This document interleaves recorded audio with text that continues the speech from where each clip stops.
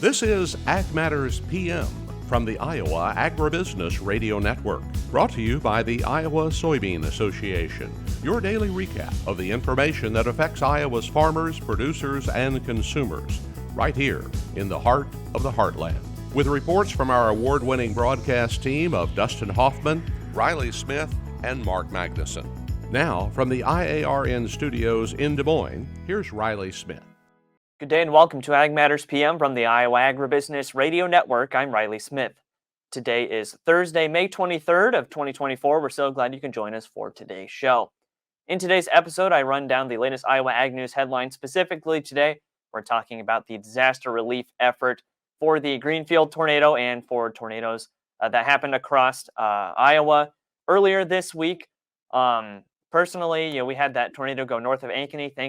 Thankfully, it didn't really hit anything major within the city. It did move on later, I believe, to impact Nevada, so there's efforts going on there.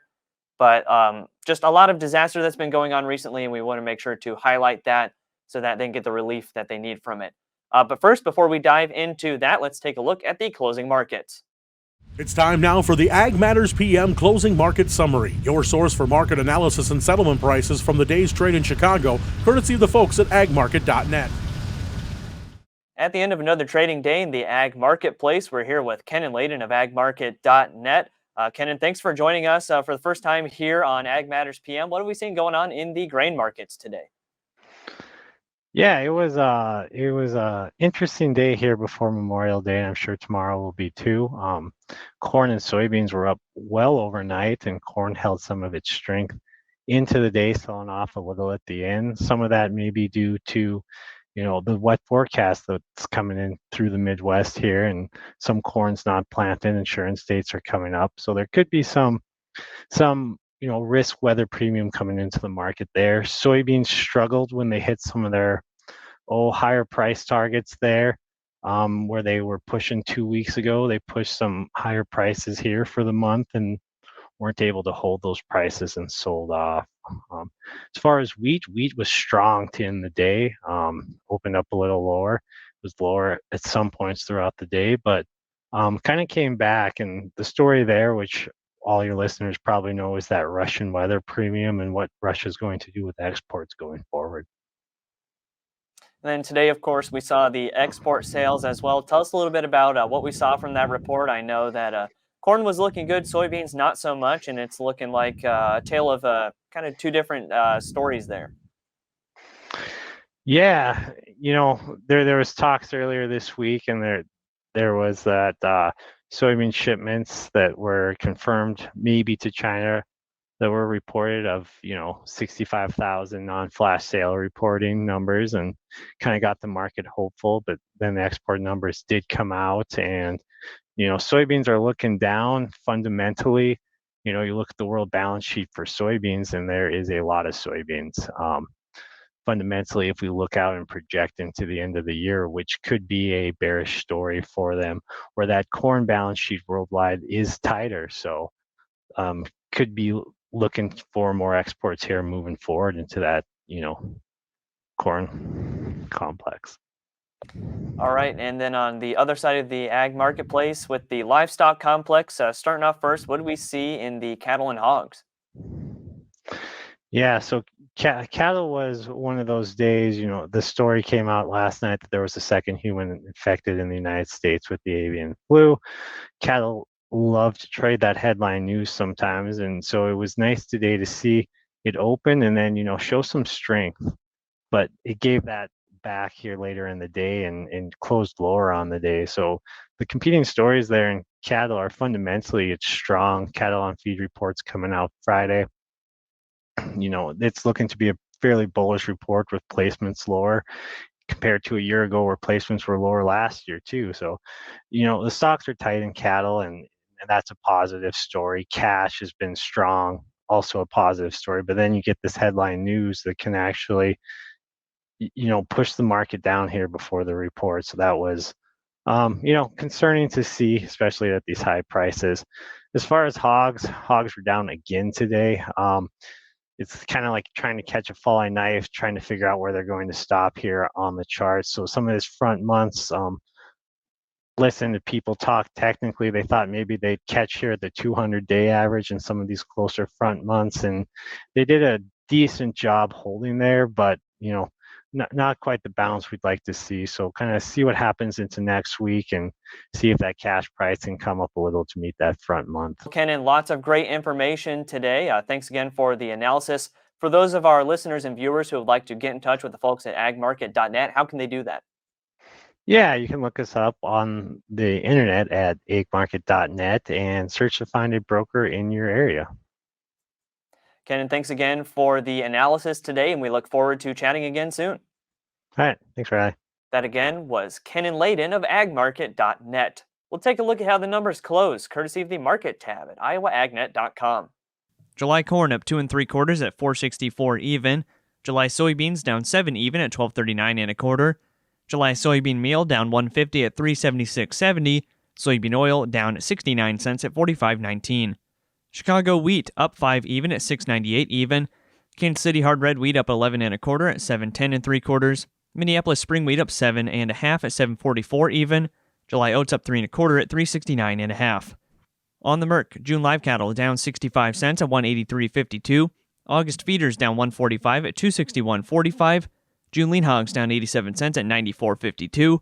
Pork cutout went unchanged at $103.50. And June Class 3 milk up 4 cents at $19.99. And that's been a check of the markets here on Ag Matters PM. We're going to go ahead and take a quick break to hear from our sponsor, the Iowa Soybean Association and the Soy Checkoff. When we come back, I have the latest on the disaster relief efforts that are going on for the Greenfield community as well as other communities in Iowa. This is Ag Matters PM.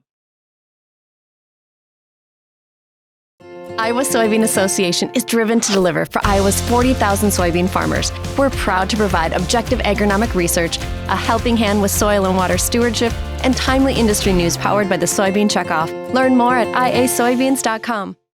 Welcome back to Ag Matters PM on the Iowa Agribusiness Radio Network. I'm Riley Smith. Starting off, Governor Kim Reynolds has requested an expedited presidential disaster declaration for Iowa counties where significant damage was sustained from severe storms and widespread flooding that occurred on May 21st. The letter requests activation of the Federal Emergency Management Agency's, or FEMA, Individual Assistance Program and U.S. Small Business Administration disaster loans for the following 4 counties: Adair, Polk, Story, and Montgomery. In addition, the letter requests the activation of the Federal Emergency Management Agency's Public Assistance Program for Adair County. Additional counties may be added once the request is approved. Funding under the FEMA Individual Assistance Program provides disaster-affected homeowners, renters, and businesses access to programs and services to maximize recovery, including assistance with housing, personal property replacement, medical expenses, and legal services.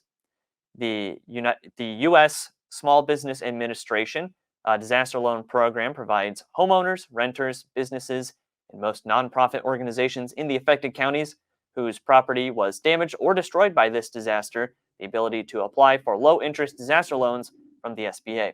The FEMA's Public Assistance Program provides funds that can be used to rebuild damaged infrastructure that may include roads, bridges, culverts, and other public facilities, or to cover costs of emergency work during and debris removal after severe weather. In addition, the governor requested funding to conduct hazard mitigation activities for the entire state. As well, our Iowa legislators have jumped on and provided support to this. Senators Chuck Grassley and Joni Ernst, along with Representatives Marionette Miller-Meeks, Ashley Hinson, Zach Nunn, and Randy Feenstra, today also called on President Joe Biden to approve Governor Kim Reynolds' request following those severe storms. The severe storm event consisted of several large tornadoes, heavy rainfall, and flash flooding that resulted in large debris fields, washed out roads, and property damages throughout the state. The storms caused massive destruction in Greenfield and Adair County, and significant damage in Polk, Story, and Montgomery counties. Search and rescue operations are ongoing in Greenfield, and tragically, multiple fatalities and injuries have been confirmed as a result of the storms. Initial storm surveys have confirmed at least EF3 damage in Greenfield. Additional damage assessment evaluation will continue over the next several days, and results are subject to change.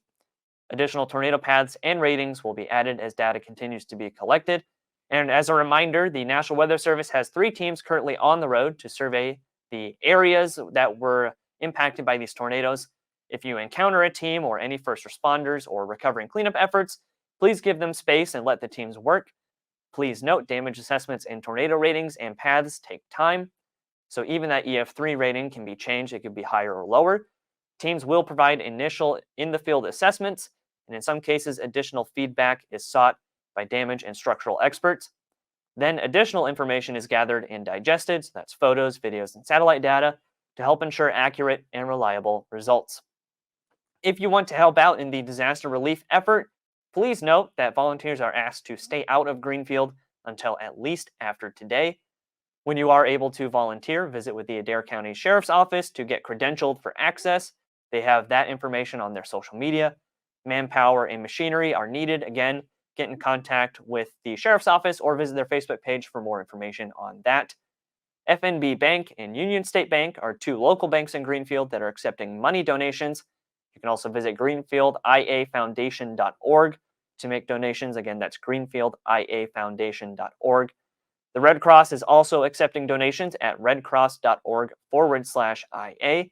Also, just be present on social media. There are a lot of avenues to donate through church efforts and local businesses. I'd like to highlight the Southwest Iowa Egg Co-op, who lost one of their workers, Monica Zamarin, to a storm-related vehicle accident. 100% of their tips and sales yesterday went to her family, and all tips made for the rest of the week are going to the family as well. Donations can also be made in their office in Messina or by mail to SWIE Box 160, Messina, Iowa 50853. There is also a GoFundMe open for the family, and they have raised almost $8,000 out of their $10,000 goal. There are many fundraisers and donation efforts going on right now, and here right now is a list of some of the things that they are in most need for. A lot of donations of water and food were made early on, and they are actually doing pretty well. Some areas can't even accept more water at this point. So this is the list of things that they really, really need right now. So if you can find a way to someone who's in your area who's making those donation efforts, again, a lot of church groups are doing that. Just check out what you can do in your area. There are a lot of things going on, and it is heartening at least to see just across Iowa. We know about Iowa Nice. Everybody is really contributing to this effort to making sure everybody gets the relief that they need. That's all we have in today's episode of Ag Matters PM. Thanks again for tuning in. You can find all of our content on our website at iowaagnet.com. Also follow us on social media at Facebook, X, LinkedIn, and TikTok, and find our video content as well as previous episodes of AM PM on our YouTube channel. Don't forget as well our free morning, midday, and closing market podcasts on Apple, Amazon, Google, Spotify, and Podbean. You can find the Iowa Ag Matters podcast and Pods of Potential on there as well. From the Iowa Agribusiness Radio Network studios in Des Moines, I'm Riley Smith. On behalf of Mark Magnuson, Andy Peterson, and Dustin Huffman, we thank you for watching. This has been Ag Matters PM.